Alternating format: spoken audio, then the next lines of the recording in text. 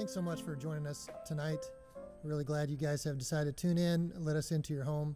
My name is Adam, and I'm a part of Cicero Christian Church. And our goal tonight, our desire is to just take a minute just to acknowledge that this holiday season is typically full of joy and celebrations and a lot of fun, but it's not that way for everybody. And I think we sort of always know that that's true, but sometimes it's hard to really know how to engage and be really aware of people that struggle through the holidays. And especially this year. This year is going to be tougher than most for just for reasons of precautions that we have to take and plans that just are going to have to change because of our desire to show love to people and protect people from the spread of the virus and things like that. So we've just sort of identified 4 areas that we think make it really difficult for people to enjoy the holidays. People dealing with grief, the loss of a loved one, people who deal with anxiety or depression on a regular basis, people who deal with family conflict, and people who are going through divorce or have recently gone through divorce. We know that those things can make the holidays very challenging. So our goal is that tonight would just be a conversation starter. What we really believe is going to be most helpful is for you to make connections with people beyond this evening that will allow you to talk, to be open and honest, to receive some love and support and prayer, and to find a Jesus-centered path forward. That's what we really want to see happen. And we can't do that on a computer screen, but hopefully what we can do is give you a chance to hear some other people talk who have been down a similar path that maybe you're on, and be aware that first of all you're not alone. That a lot of people have gone through similar things to what you're dealing with, and that there's hope for something better. So hopefully that's the message that you'll get from the guests that we have invited to come and share tonight. And for those of you that are not actually going through something like this now, but you have someone in your life that you love and care about that may be dealing with one of these issues, we hope to give you some healthy ways to have conversations that are healthy and help people move forward in these areas. So a couple things you need to know as we go through. We have talked with everyone about the precautions regarding masks and things, and so every situation that you see on stage tonight will be something that the people on stage are comfortable with. Sometimes we'll be wearing masks and sometimes we won't, and that's by the choice of everyone involved, but we are aware of that. And finally, we want you to know that after this event this evening, we will have resources on our website. You can go to our website and you'll be able to find resource packets for each of these areas that we're going to talk about: grief, divorce, family conflict, and anxiety and depression. And in that packet, you'll find daily scripture guides, you'll find prayer guides, you'll find conversation guides, and you'll find a list of resources that can give you more information and just different perspectives and help for moving forward. So once again, thanks for joining. It's not too late if you know somebody who should be watching and you're not sure if they know about this. Give them a quick call, send them a message, and encourage them to tune in right now. And we're going to get ready to start with our first conversation about family conflict here in just a moment.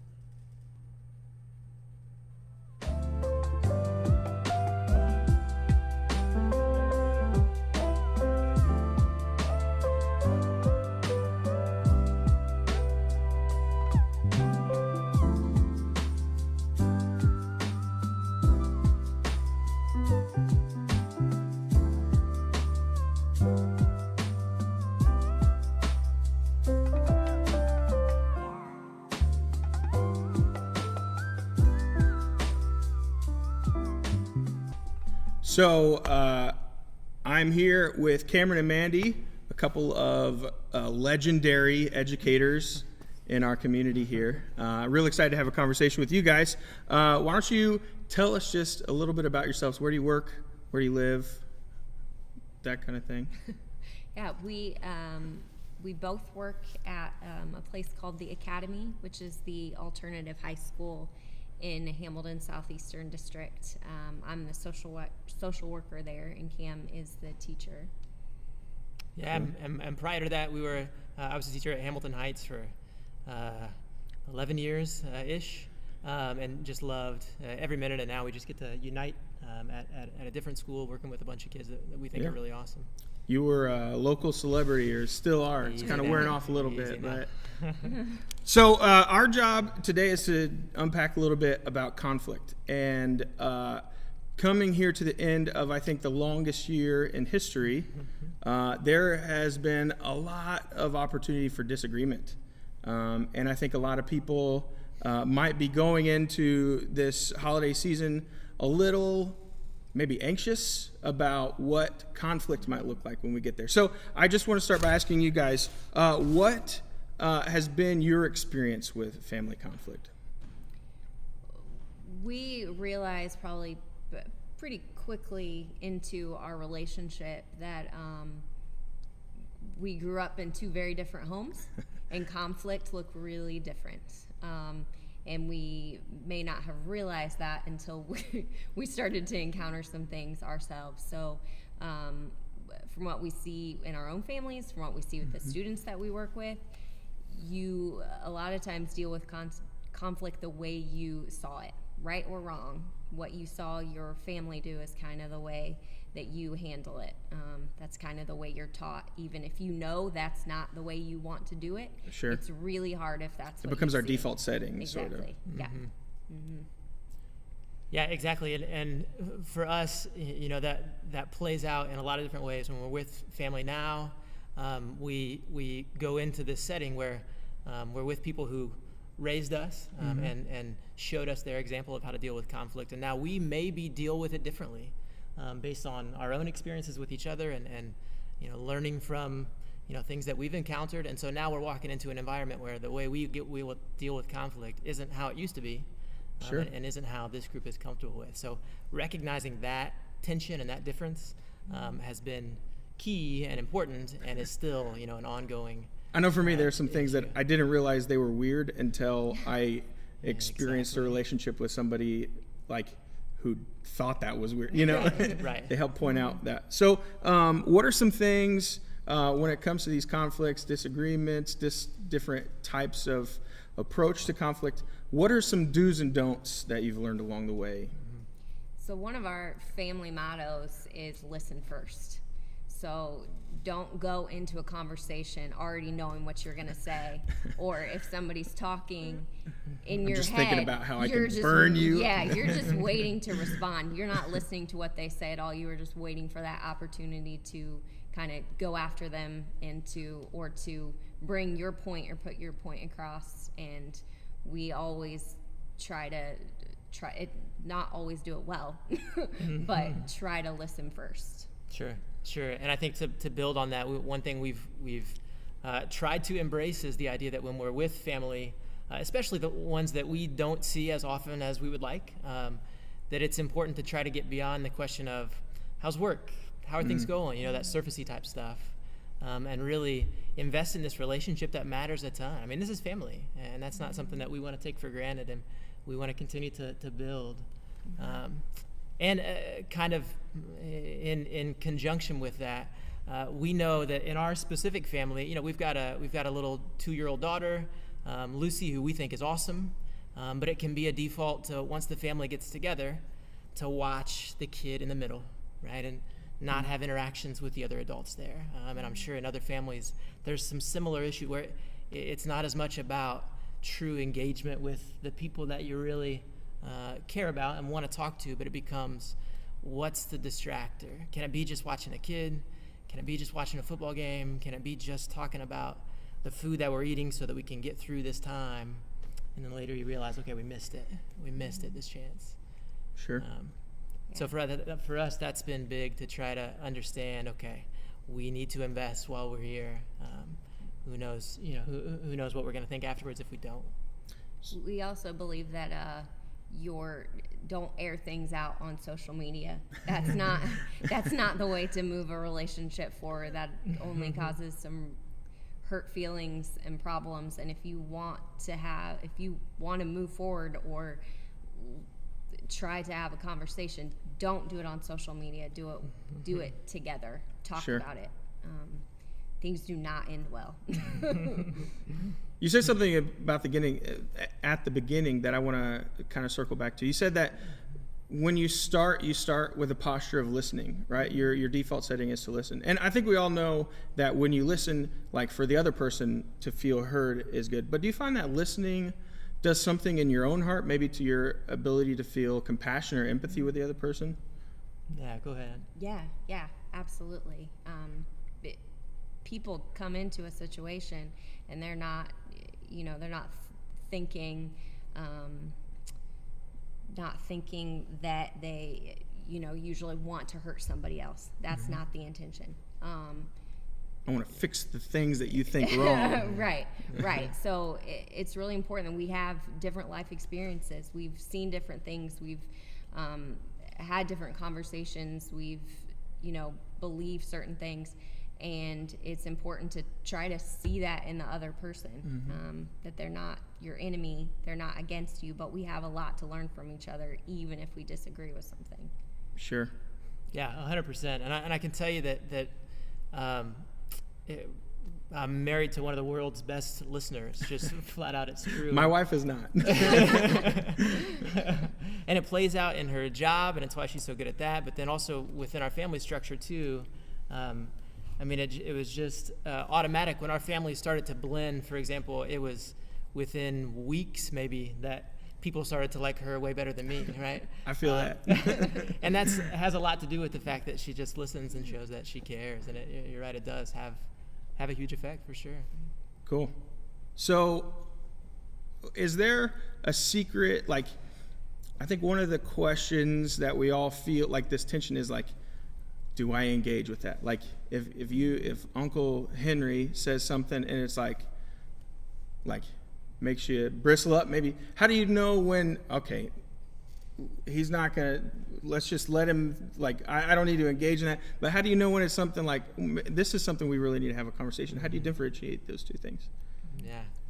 That's a great question, and I don't know all the way. There's no formula. But Wisdom. I think it's important, like, to kind of reflect on yourself and see what is your goal here. Like, is my goal just to be right and to show you that I'm right and to maybe say it a little bit, maybe to say it a little bit louder than you and sound a little bit smarter than you and show that I know more than you? Or is your goal to actually move the relationship forward and have it grow? Mm-hmm.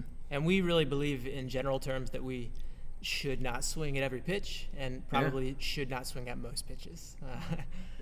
We're definitely more likely to, leave time with family wishing we had not said something than wishing we had.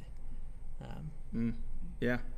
I know that for myself, I find myself looking for opportunities, like I could hit a home run here instead of like I could learn something here. Right. And the times where I'm like, oh, what do I need to learn? I think we both walk away happier than whenever I'm like, oh, let me hit a home run off your Which is hard because in the moment, the home run seems really fun. Yeah. Right? Nobody doesn't want to hit a home run, exactly. Right?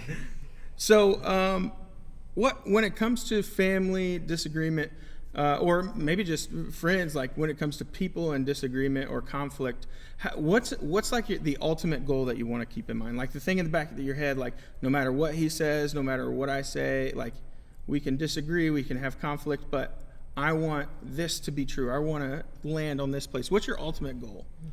Yeah, I think the ultimate goal is how do I love this person well, and how do I move this relationship forward? So one thing I think about a lot, and I talk to students a lot about, is anger is usually a much easier emotion to deal with than sadness, than depression, anxiety, having any kind of vulnerability. So it's just so much easier to resort to anger. It has easier outlets for sure. You can hit stuff with a baseball bat. Yeah. And that's what I think a lot of people do, because that is an easier emotion for people to kind of handle themselves. Maybe they don't react the right way with it, but they would rather feel angry than Sure. feel something else. So, And some of us never even process to like, there are a whole like spectrum of emotions, and it's just easier to like weird or different or confusion. It's just like, if you put that in the anger, you know what to do with it. right. Yeah, absolutely. It just seems to, it makes sense to a lot of people, even if it's wrong. But I can tell you right now, especially with everything that's been going on, when I'm talking to students, they're telling me constantly, like, everything just makes me angry, or everything is upsetting me right now, or I just want to punch a wall. And they said little things can set me off. And I think we really need to remember, as we're living right now in 2020, that things are hard. And we always say, like, what's the thing behind the thing? So when somebody is coming at you angry or bringing up conflict that maybe doesn't make sense, there's probably more to it than that. There's This is something about deeper. something else. Yeah. So the goal should be, okay, how do I love them, and how do we make this relationship better and stronger? Yeah, and connected to that, when we feel the anger ourselves, what's the thing behind the thing? What are we really feeling deep down? Yeah. Oh yeah, like what I know what you said set me off, Right. but is it because like there's something off between us? Like Right. I just am assuming some things. I think that's a big one. Like we assume negative intentions with people who disagree with us, because our opinions are based on our values. So if you have different opinions, then you have different values, and you have different values because you're a bad person. Like it's real easy to go through that, Absolutely. even if we don't do it consciously. So the last question, this is what I want to end on, and this is really, I think, at the core of what we're talking about here. What role does our relationship with Jesus play into conflict? Maybe a better way to ask is, how should we look different than people without Jesus because we have Jesus in our life, as it pertains to conflict? Yeah. So I think we know for sure that there's a really big God who loves us a lot and wants to get into the mess with us. So when we're feeling all these emotions going into family situations, or even outside of family situations, he wants to be right there in it with us, just in the raw emotion of dealing with it. And so I think that's one thing that we want to walk into any of this knowing there's a God inside me who doesn't want me to do this alone, or doesn't want us to do this just the two of us. And I think that also gives us an opportunity to lean on that for perspective, for humility. I mean, we certainly don't have it all figured out by any means, and for patience in so many ways. And then lastly, we know that God granted us this family. I mean, we are full of gratitude for it, and that comes through knowing that we get to have these interactions with people who love us a whole lot, and that is because there's a God that loves us a whole lot. Sure.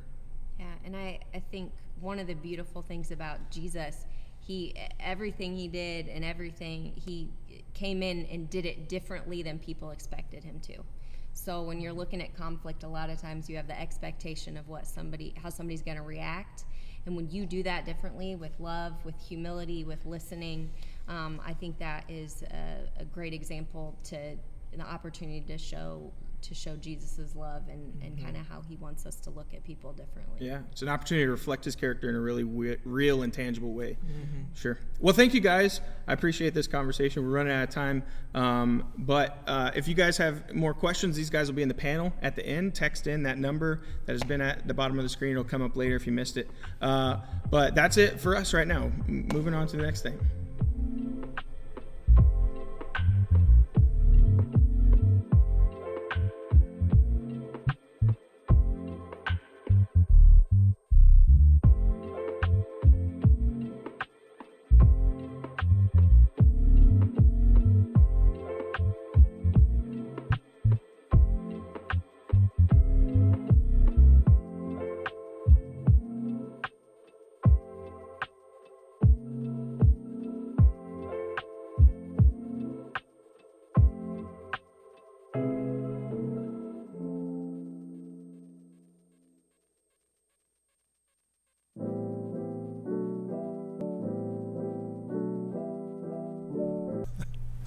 So I'm here with Russ, who has bravely agreed to come and talk to us a little bit about maybe how we can manage going through divorce or having been through divorce during holiday seasons and really any time. So, Russ, I'm going to just let you introduce yourself. Tell us a little bit about your history. Give us a little 60-second version of your history, and then we'll dig into some questions here. Sure. Well, I'm currently married to Susan. We've been married for 11 years. I have an insurance agency here in Noblesville. But previous to that, I was married to another lady, Linda. We were married for 20 years. A lot of that time was actually in the ministry. And she made a decision in 2008 to divorce me. It was not a mutual decision at all, but she made that decision, and so I went through a divorce with her in 2008, and that was certainly the most difficult time of my life. Yeah, divorce usually is. So do you remember your first holiday season after your divorce? What was that like? I do. It was difficult, and it was very different. I mean, all of our holiday seasons before were spent with lots of family time, that sort of thing, and then this one was just going to be entirely different. And I mean, to be honest, I don't know that I really handled the first holiday season all that wonderful. It was difficult just to get through it. I did. You have kids? I have 3 kids. They're now 29, 26, and 23. But at the time, they were, I'm trying to remember their exact age. I think they were like 16, 14, and 8. Yeah. Or 16, 14, and 10 rather. And so it was different for them too. Oh, it was incredibly different for them because beforehand, I mean, Christmas and holidays were a time of celebration and was just extra time together and fun and all that, and now it was going to be time where we were going to be separate, and trying to figure out how to negotiate all that was really challenging. Yeah. What are some things that you learned, like maybe from mistakes or things that you did well, but what are some things that you learned that you've been able to apply, in the years since then that have been helpful? Mm-hmm. Well, one of the things that I learned not to do was not to look back. I think that was one of the biggest challenges that I had. Was I would look back to what my life was and realize it wasn't that anymore. And so stuff like, being angry and being being sad, dealing with things like self-pity, all that. When I spent time looking backward at what was not there anymore, it was very, very challenging. I also, I was certainly tempted at times to say some negative things towards, with the kids, towards, maybe some things that their mom had done to hurt me, and that just never went over well with them. I mean, it was their mom. They loved her very dearly, and I only made that mistake a time or two, and I learned very quickly that that's really not a road that's helpful for them, and a road that I wanted to go down. What I did on the flip side to actually, I think things that I did that were helpful, one of the things that I did that was really helpful was engaged in a conversation with a friend of mine named Steve. He was a guy that I was in the ministry with, but he was a a counselor kind of on the side, and got together with him, and he drew me out. I mean, it was actually, he lived in Illinois. I drove 2 hours over to get with him every week. Yeah. Because it was that valuable to me, and he drew me out and asked me questions and validated, things that I was feeling, and pointed me in the right direction, and that was really, really helpful. Was it hard for me. for you to talk about it at first, or did you find that you just needed to? No, I mean, everybody's wired different. I'm not a particularly secretive person, and so I felt it very therapeutic to be able to talk about it. I felt like I needed to talk about it. I was hurting, and I wanted to talk about it. I wanted somebody to hear me out and listen and understand what I was feeling, and it was actually very, very helpful for me. That's good. That's an important step, I think. Just finding somebody that you trust, that you can share, like you said, somebody that can draw you out is really important, because I think a lot of times our friends will sort of play it soft, let us get away with not going too deep. And it's important to have somebody that will really kind of ask you the hard questions and make you think about things that maybe you'd rather not think about. Yeah, he was very good at asking Yeah. difficult questions, Yeah. and but I found it very, very helpful. Every time I would walk away from there, I felt listened to and understood. Yeah. What role has your relationship with Jesus played in not just initially going through the divorce, but sort of how you've grown and processed that since then? I think my relationship with Jesus has been the most important thing in terms of handling it and growing through it and kind of coming through it on the other end. When I first was going through my divorce, I think one of the things that I wanted to, there's an old saying, right? Misery loves company. Yeah. I searched out every pathetic story in the Bible because I wanted somebody to relate to. Yeah. So I mean, I looked at, Joseph when his brothers threw him away. I looked at Job when his life, fell apart. I looked at Hosea when, his wife left him, and I mean, I would study those passages because I needed to understand that somebody understood what I felt. You're not alone. Yeah, I wasn't alone. Yeah.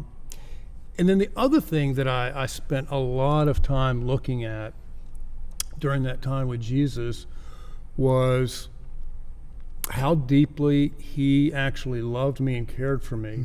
Because Linda, my first wife, I absolutely considered her my very best friend in the world. Yeah. And then she walked away. And I was devastated.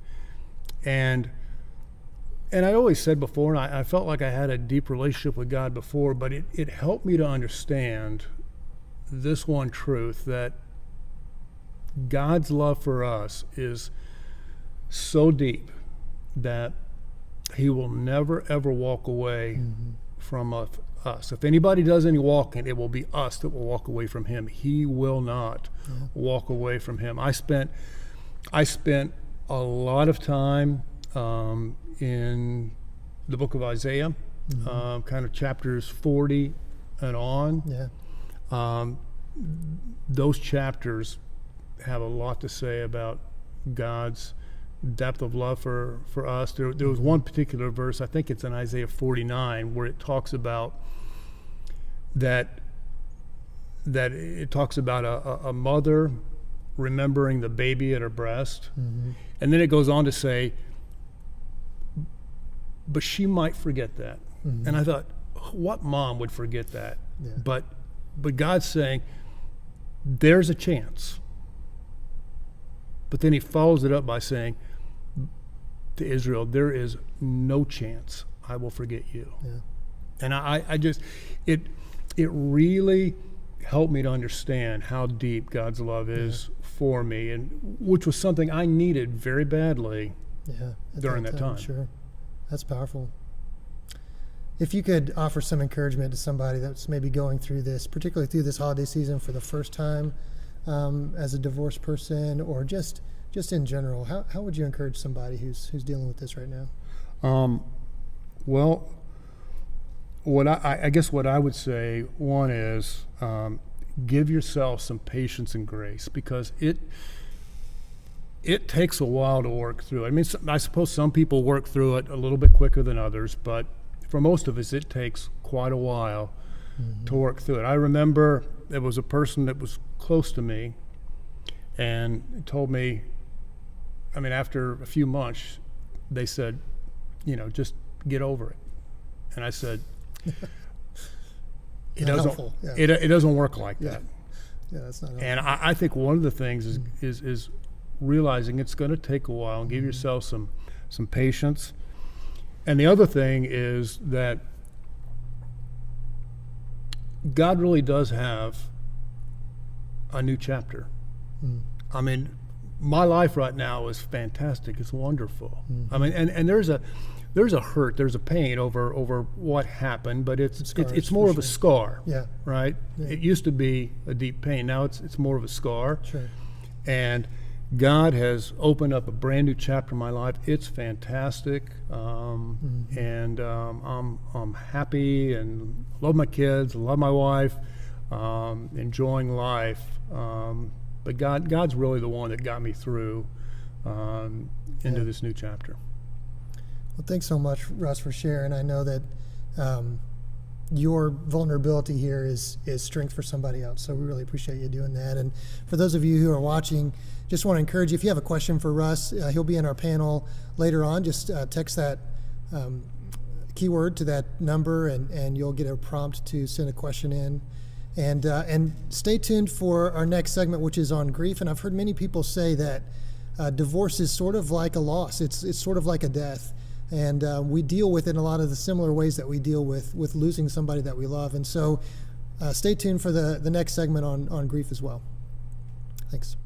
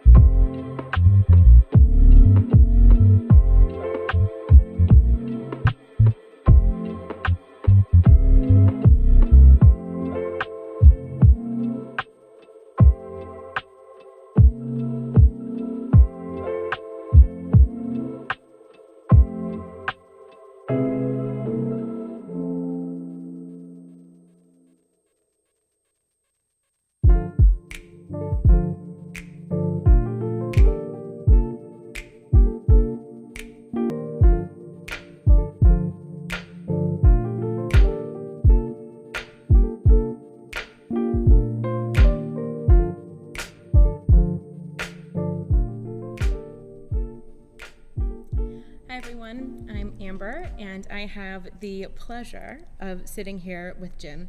And Jim is going to talk to us a little bit about grief. The reason we thought of Jim for this conversation is because he has been working through the loss of his wife, Kathy. Jim, to get us started, would you take a few minutes and just describe Kathy for us and just share a little bit about what your relationship was like? Wow. I met her at 13 on my paper route. She moved into my paper route. I fell head over heels for her right away, and carried that with me for about the next year or so. And then we started drifting apart a little bit, but still we became best friends, and that friendship lasted for 53 years. Mm-hmm. And we didn't start dating really until the end of our junior year. Just before prom, I asked her it was a fluke date. I had tickets to a concert. I said, "Who wants to go?" And she turned around and said, "I will." So we did, just as friends, and it turned into romance pretty quickly.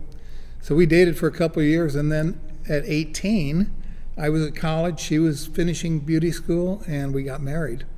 And at 19, we had our first of 5 children. And after all this time, I'm still madly in love with her. It's beautiful. Thank you for sharing that. What is difficult about her passing during the holiday season, especially? Well, Kathy had a very vibrant personality, and everything she did was an extension of that. And I mean, she'd had me captured since I was 13. So, she made our home. She decorated our home so it was just beautiful for everyday living. And then on holidays, she went over and above probably so much. And so, it's not just the holidays. My gosh, I was with her 24/7, except for in the first couple of years, I was off basic training, was gone for 4 months. I pined for her the whole time. And so when I came back, just everything, it was every day. It was something. And when she was gone, I knew it was going to be a long-term pining for me because she was such a part of my life and had been for much of my life already up to that point. And this was 5 years ago. She was 66 years old by then. We were married 47 and a half years, and I was still crazy about her. And so was she about me. I don't believe that. What have you learned when grief is at the center of the conversation? What have you learned about what to do and what to not do while you're coping with grief? Oh gosh, I've learned a lot. I too had a friend named Steve, who was a friend for 45 years. The best thing to do is to, I don't care who you are or how strong you think you are, get somebody else involved and make it regular and make it somebody that can help.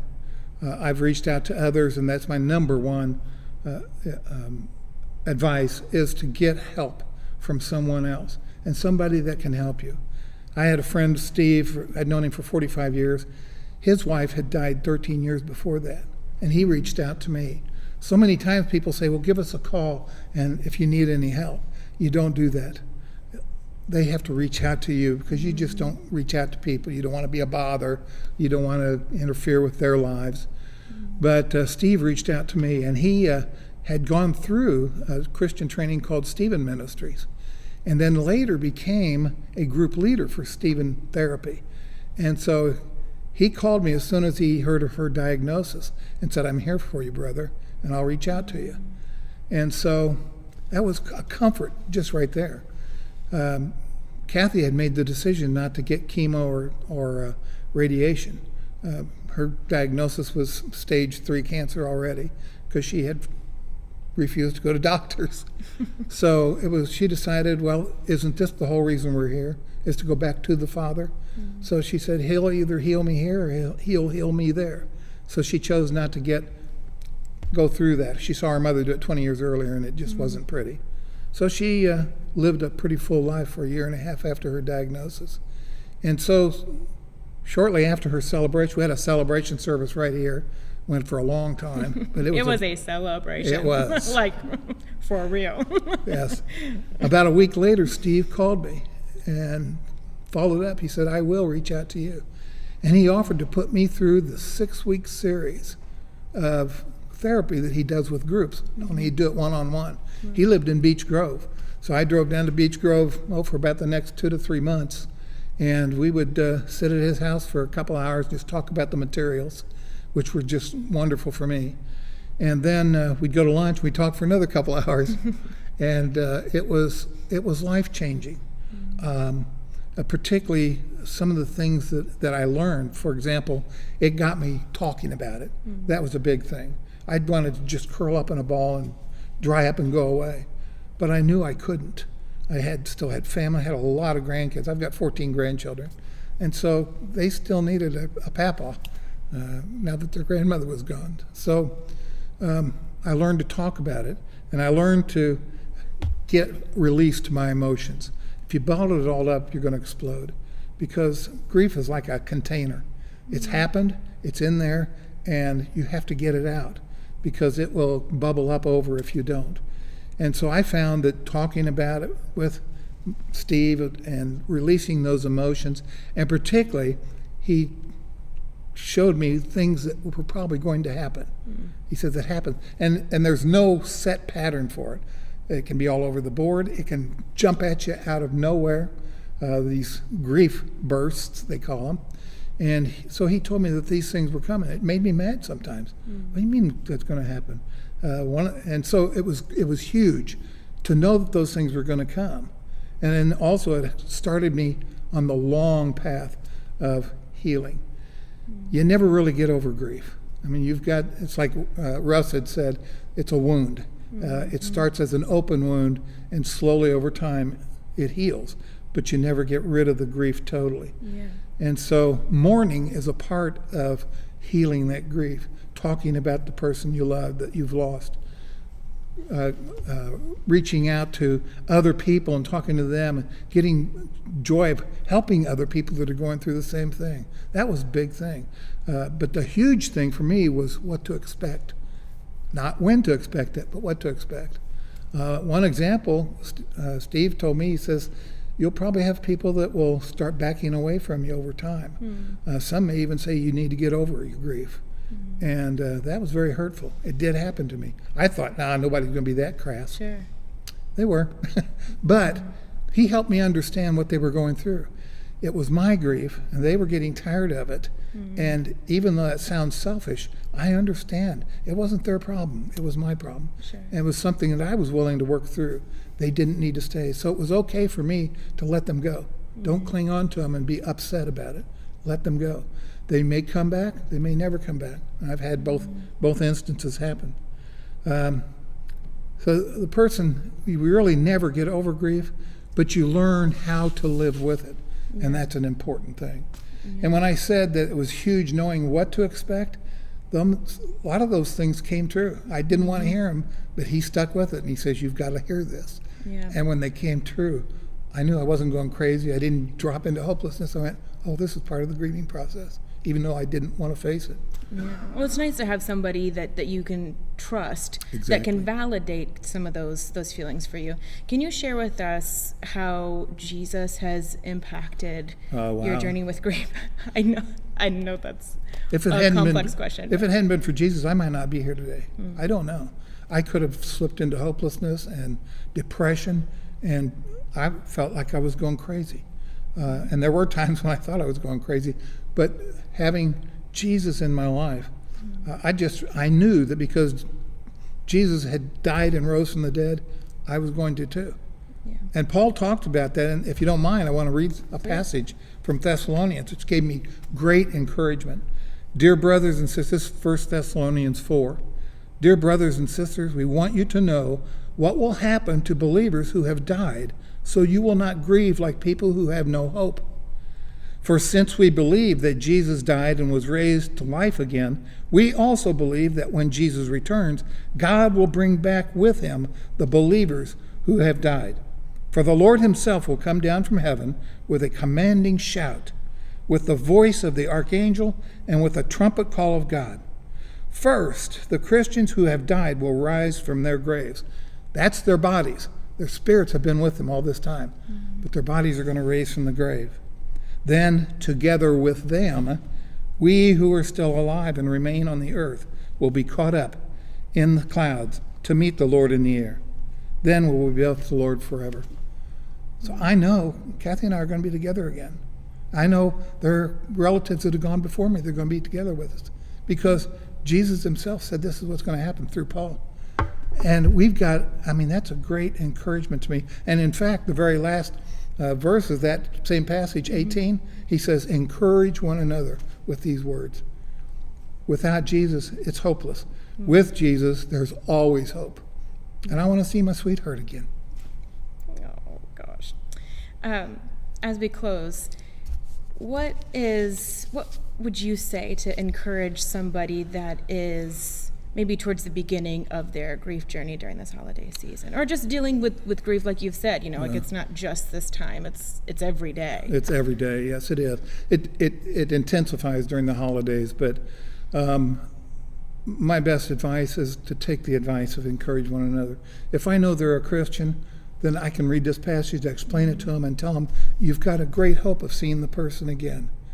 What if they're not Christian? Then how do you approach it?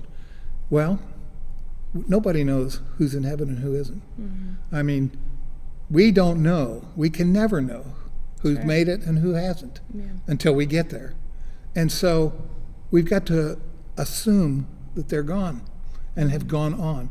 Maybe at the very last second before they died, they reached out to Jesus and asked for salvation, and he gave it to them.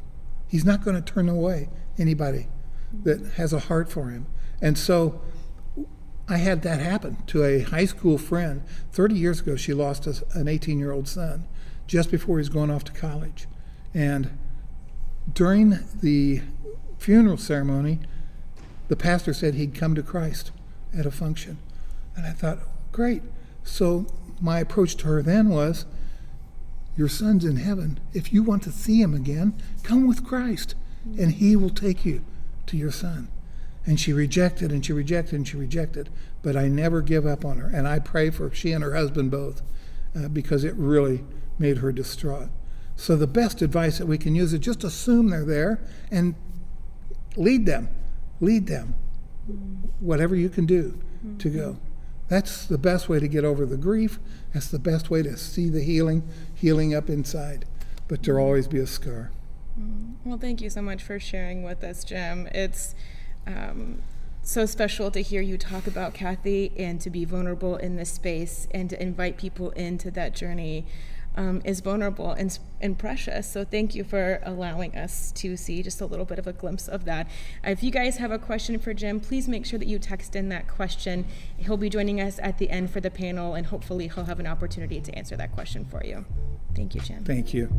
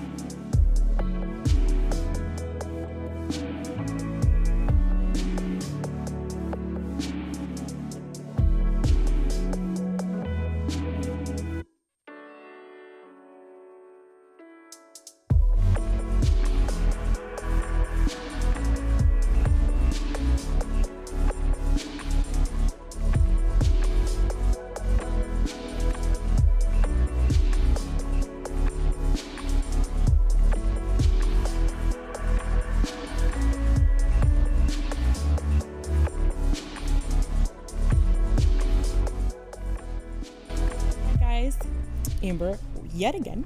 This is my friend Summer, and Summer is going to share a little bit about anxiety and depression with us. Summer is married to Brett, and they have two wonderful children who I am huge fans of, Boston and Briley. And Boston has a lot of health issues, and Brett, as well as Summer, have just experienced a lot of loss and grief, and that's kind of translated to some anxiety and depression.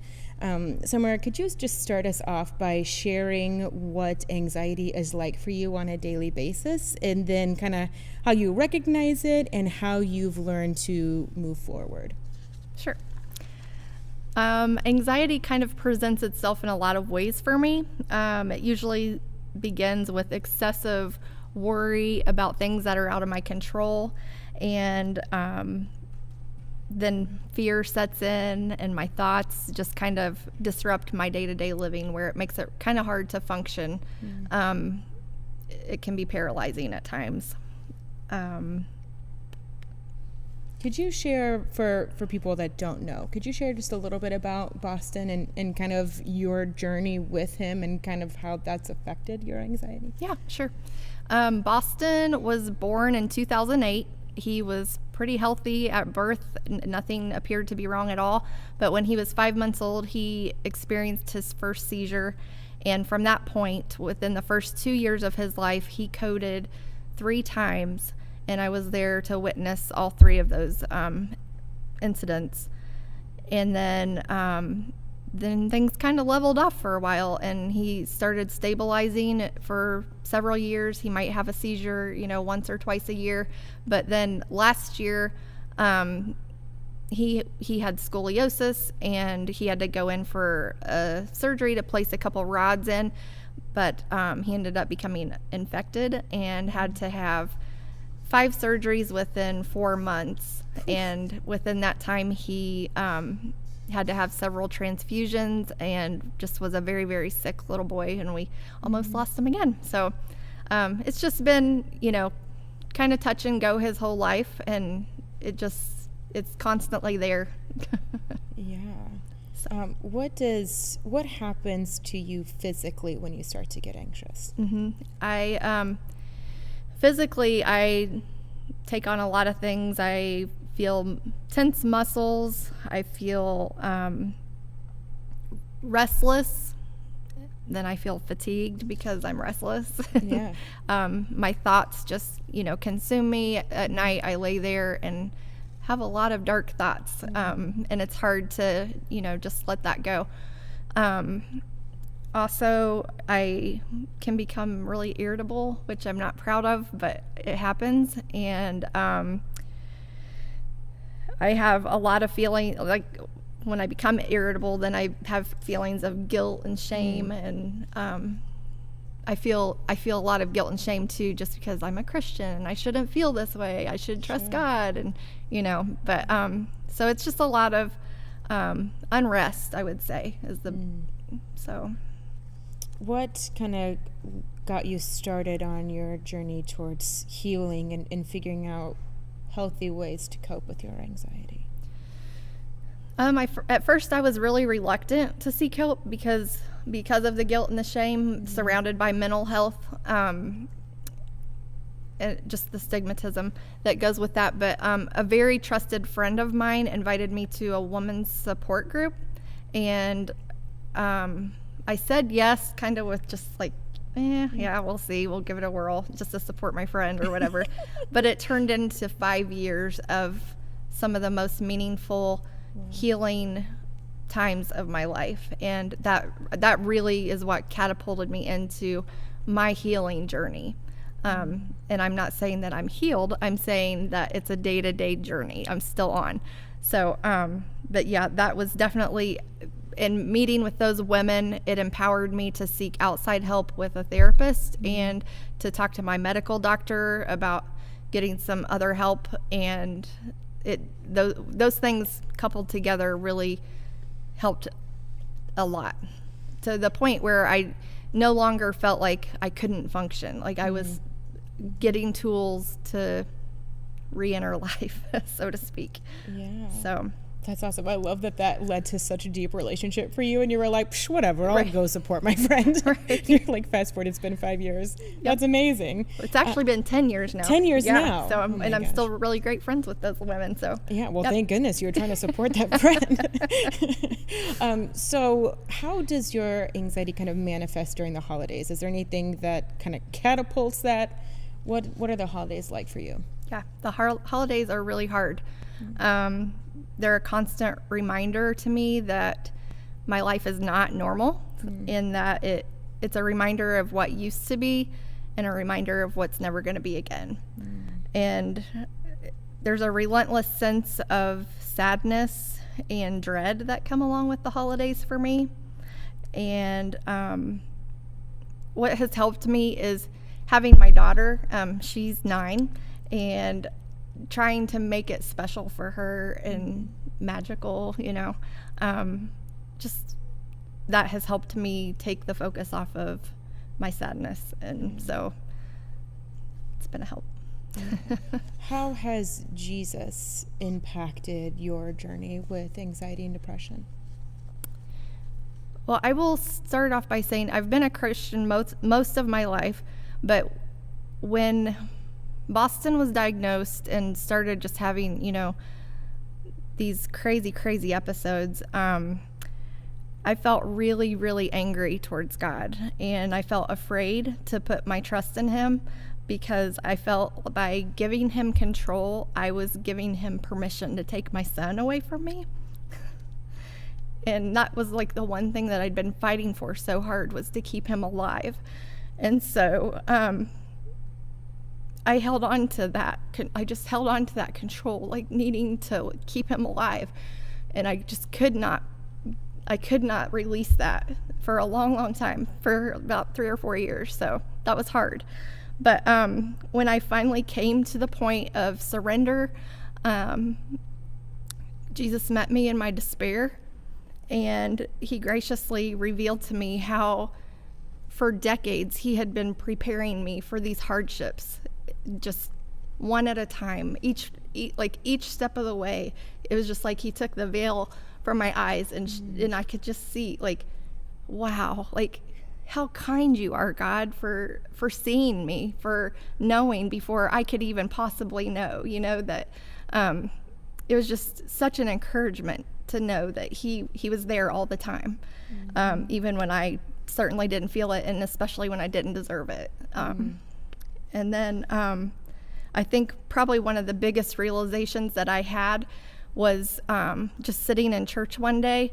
I was just feeling so alone in my sadness and my despair, and this thought just came to me. It was just, Jesus said, when I was on earth, I was lonely too. I know loneliness. And I mean, talk about a dagger, just, you knew excruciating loneliness, loneliness that I can't even, begin to comprehend. But in that moment, I felt like he was meeting me in my loneliness and reminding me again, I see you, you're not alone. And it's just such a good feeling to know that I'm seen and loved by him. Gosh, what a beautiful picture. I feel like it's so easy to, God is a God of love and grace and acceptance, and yes to all of that, but to remember that God is present in those moments, and that Jesus felt that at such a deeper level than what we have, which feels almost impossible, right? Really, so that's beautiful. Thank you for sharing that. As we kind of come to a close here, could you share any encouragement that you would have for people that are, I think it's important to acknowledge that everybody has, circumstantial anxiety and depression. You go through just very serious things, and that's hard, and you have to go through that and lean on God in that moment. But then it's a whole other thing, to kind of share what you're talking about, where you just have that daily struggle. And you and I have talked about how, depression and anxiety isn't something you conquer. It is an ongoing journey. So what would you say to people that are maybe haven't been able to get help yet, or are just starting the process of healing? Mm-hmm. I would say, first of all, just be kind to yourself. Mm-hmm. Don't beat yourself up for how you feel. If Boston or Briley, my kids, if they were to be depressed or to feel shame or guilt, would I say, come on, snap out of it? This is ridiculous. Yeah. Of course not. Like, I would move heaven and earth to help them. I would do whatever I could do. But so I need to give myself that same grace and that same compassion. Yeah. And that was really hard for me to do. Let's see. Another thing is that it's natural when you're depressed, you want to isolate. You don't want to be around people. You want to stay on the couch all day. You want to curl up in your blankets all day long and check out. don't do it. Stop. So try to surround yourself with people that are safe, people that genuinely care about you and see you. Some people might think that's family, but sometimes it's not. Sometimes it's just an outside person that you need. You just need to surround yourself. And in doing that, it's a very vulnerable thing. It's hard. It's scary to ask for help and to just even a simple check-in. Like, I had a group of girls that for many years we just did like a daily check-in, and it was you'd think it's just like whatever, but just knowing that they're there every single day and that they're my people and I'm not alone. So I think that's really important. And then finally, in 2014, I was diagnosed with cancer, and my husband's grandma, who I love dearly, taught me this little prayer that she prays. She passed it on to me, and I prayed it every day during my cancer journey. And it's simply, God, I love you.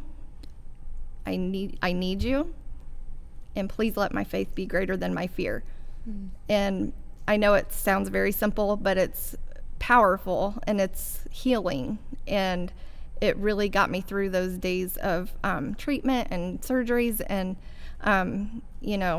days that I just didn't feel like I can't do it. So I just put my trust in Jesus, and I'm thankful. It's what's been neat about the fact that you asked me to be a part of this is that 10, 12 years ago, I would never could have seen this. And if you would ask, the girls that were in my group all those years ago, that I would be sitting here today, they probably could not fathom it. And I know that I'm just like, I can't believe that. Not to say that, I've got it all together now, but the fact that I can stand here today and tell you that depression and anxiety has not overcome me. I'm living proof of that, and so I'm just really grateful. Oh my gosh. Well, thank you so much for taking the time and for letting us in and sharing that with us. If you guys get the chance to meet Boston, you just gotta do it. That kid is just the best, and he radiates joy in a way that I have never experienced, and I just love that kid. Summer is going to join our panel, so even though it's kind of towards the end of our time together tonight, if you've got a question for her, please still text that in, and we're going to get ready for our panel. Thanks again, Summer.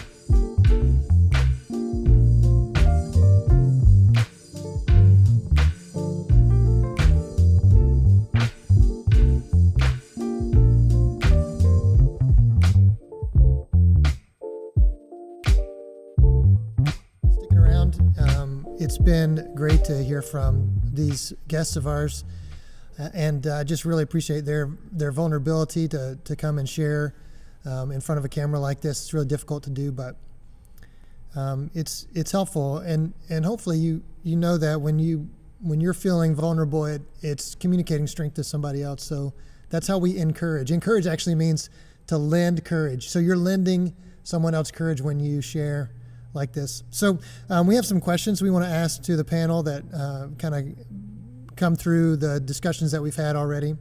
And so I'm going to ask questions, and then we'll cut to them and let them get a chance to answer. So first question is for the Scotts. The Scotts, talking about conflict. So people say don't talk about religion and politics, right? Those are two things you stay away from because they come with sort of charged emotions and a lot of tension.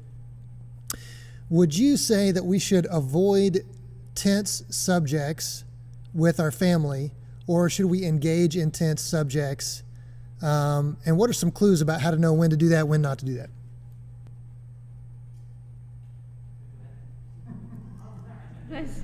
You guys are bringing it. I think yes and no.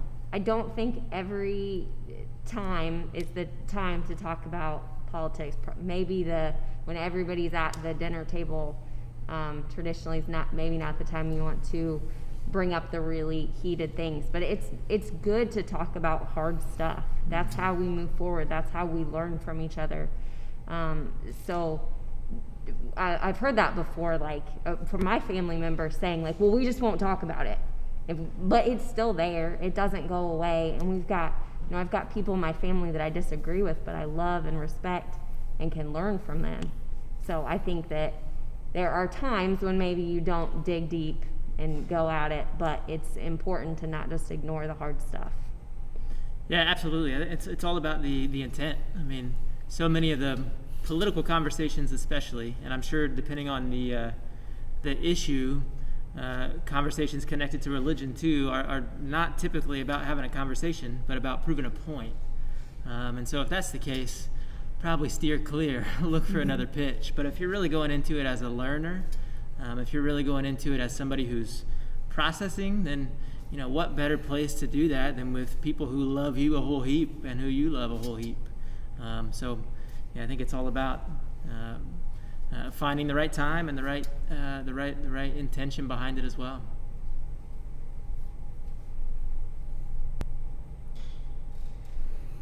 Excellent. Thanks. Good answer. This question is for Jim. Jim, is there anything that you do specifically during the holidays to remember your wife? Yes.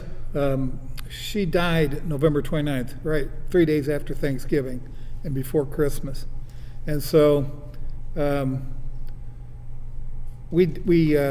celebration service, we recorded that and had a DVD made, and then I had it cut down because it was so long. But I watch it every year just because I start getting anxious as each anniversary comes up, and I've been the last couple weeks. I haven't watched the DVD, but I'm going to on the anniversary. And sometimes some of my children come and grandchildren, sometimes they don't. It's okay. That's one of the things that I do. I also put together a couple of PowerPoint presentations of different pictures of her, and then some text to explain what different things were that were in our relationship over those 53 years. And it's just a big comfort. It's like eating comfort food. It's good to see her progressing through the ages and knowing that our relationship kept getting stronger and stronger. And we didn't have, I said it was a fairy tale. It wasn't really a fairy tale. We argued a lot. We had a lot of family conflict. She was an Irish lass and I was an Irish lad, so we had to argue. But that's how and it wasn't the best, but it's how we worked and solidified our relationship. So remembering those things and posting on Facebook. I have posted on Facebook a lot of memories, get a lot of great feedback on that. So they're just different things that I do. Sometimes it's different every time, and sometimes I do some of the same things every time. But yeah, the holidays particularly, her birthday, Thanksgiving, Christmas, all those things are really important. And a lot of times things just pop up out of nowhere and just bring the grief and the tears. And that's okay too, because I know it's healing. Excellent. That's really cool, man. Thank you. Next question is for Russ. Russ, has there been anything that you've done for your kids, particularly during the holidays, that would help them have some sense of normalcy, or just to feel like, a family connection, or just to have some special moments at the holidays in spite of their family not being together like normal? Well, one of the things that we've tried to do is to, develop our own special traditions now.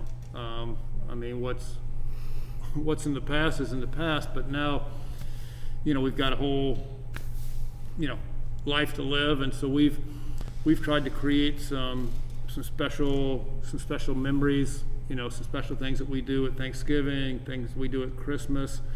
One of the things that we've done is with our, and one of the things that kids really appreciate is now they've got a blended family, because now they've got an extra couple brothers and extra couple sister-in-laws, and now they've got little, nieces and nephews and all that. So they love to get together and, hang out with them, and it's always a hoot. I'll share one story that was kind of funny. We were having Christmas. I think it was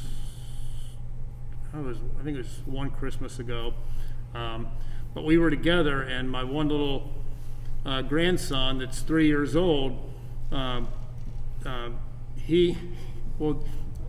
son gave all the grandkids, they gave them these little Nerf guns, and they were all excited about them. They unwrapped them, they opened them up, and then but my daughter had her little dog with us, and as soon as my 3-year-old grandson opened up the present, he said, "Shoot the puppy." My daughter was mortified, we all, rolled over laughing. But it's I think more than anything, it's kind of that blended family and creating things together and just enjoying each other together is kind of made a new chapter. Very cool. Very cool. Okay, so for summer, I mean, you mentioned that at different points that you went to see a doctor, a medical professional, or a mental health professional, a therapist. How did you know it was time to do that? I think maybe a lot of people feel like maybe what they're feeling is normal. They should be able to handle it on their own. How do you know when you need to go see some kind of professional to get some extra help? For me, it had a lot to do with my kids. I knew that they deserved a lot more than I was giving them, and a lot more than I was capable of on my own. So I think that had probably the biggest part in my decision, was just wanting to do that, be a better person for them. So. Great, that's a good barometer for sure. So just a couple more questions, and I'd like really it's just one more question, but I'd like for each of you to answer it. So we probably have a lot of people watching who are not going through something specific themselves, but someone that they love or care about is. What's one thing you would say if you have a loved one who's going through this particular issue? How would you advise them to reach out in a way that's helpful and supportive, and does good and not harm? If you know what I mean. So we'll start with the Scotts on this one. If someone's watching who has a friend or a loved one who's involved in a pretty intense family conflict that's got them worried or anxious, how would you advise them to talk to their friend about this? It's tough. I think based on what we've heard from people up here on the panel, find somebody named Steve. Befriend that person. Yeah. I think that's incredibly helpful. My Steve just passed away a couple of weeks ago. So. Oh, I'm so sorry. Now, I'm not sure. What comes to your mind with that?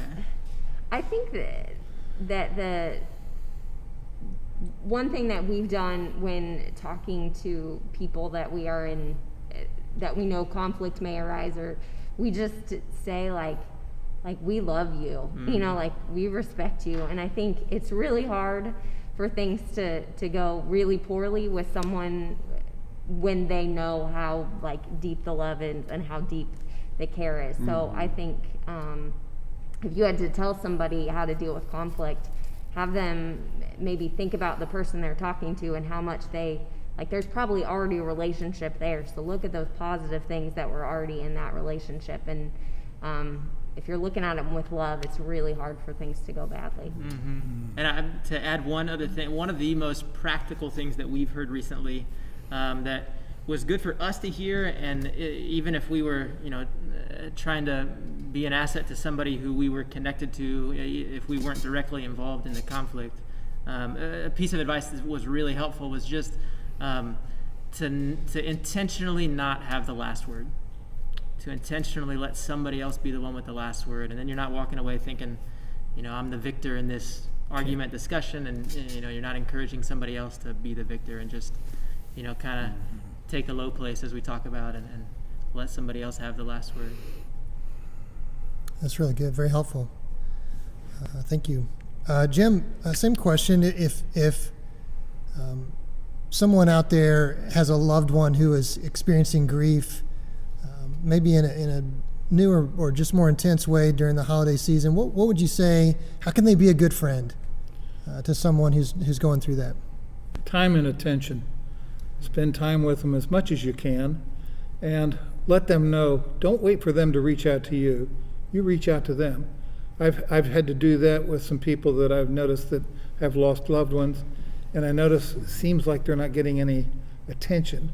And so I will put it on my calendar to text them or email them or even give them a call just to see how they're doing.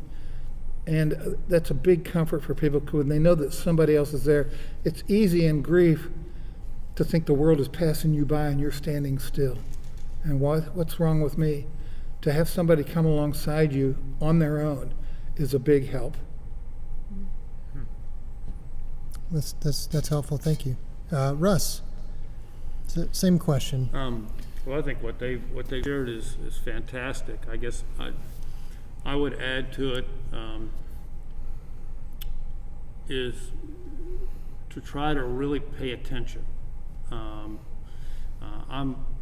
I'm forever asking the Spirit to help me to see what it is He wants me to do in a particular situation. And so I think asking God to help you to have the insight in a particular situation, because every situation is kind of different, and then and really ask God, and then pay attention and watch them. And I think a lot of times God will simply make it clear to you what it is that He wants you to do with them, if you'll simply pay attention and ask. That's excellent advice. Thank you. Summer, same question for you.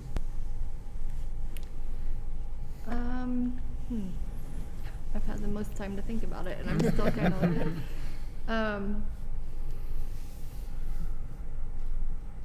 I think just kind of alluding back to the loneliness thing, just reassuring people that they aren't alone, that they are seen, and that they matter, that their pain is not lost on you.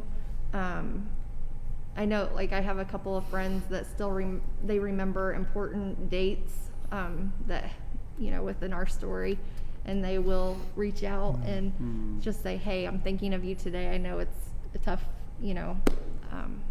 a tough day. So just being present and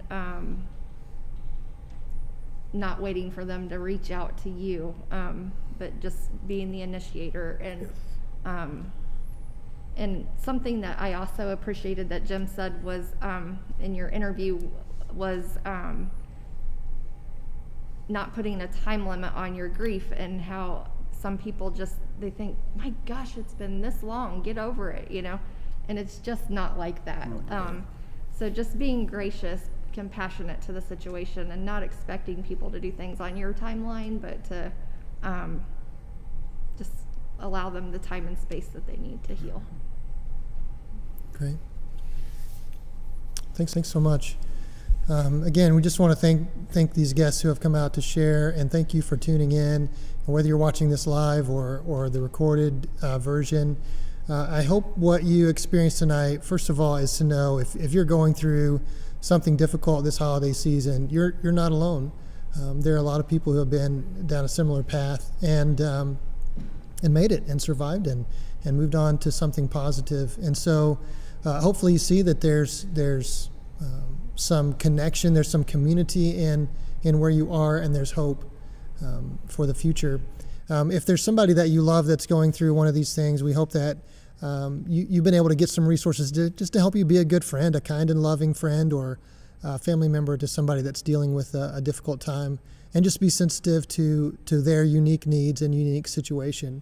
So we have a lot of resources. As I said at the beginning, we really just wanted this evening to be a conversation starter, an on-ramp to ongoing discussion, because the real power of transformation is in relationships. It's in spending time together with Jesus at the center of your conversation.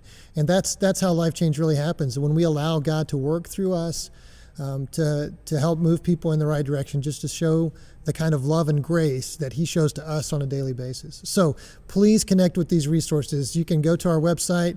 You can find the guides for each of these areas on the website. And again, there's scripture lists there. There's prayer guides. There's conversation guides, and then other resources. And so please connect with those resources. And then if there's a gap in something that we missed, we know this has been a short time to cover a lot of these big subjects.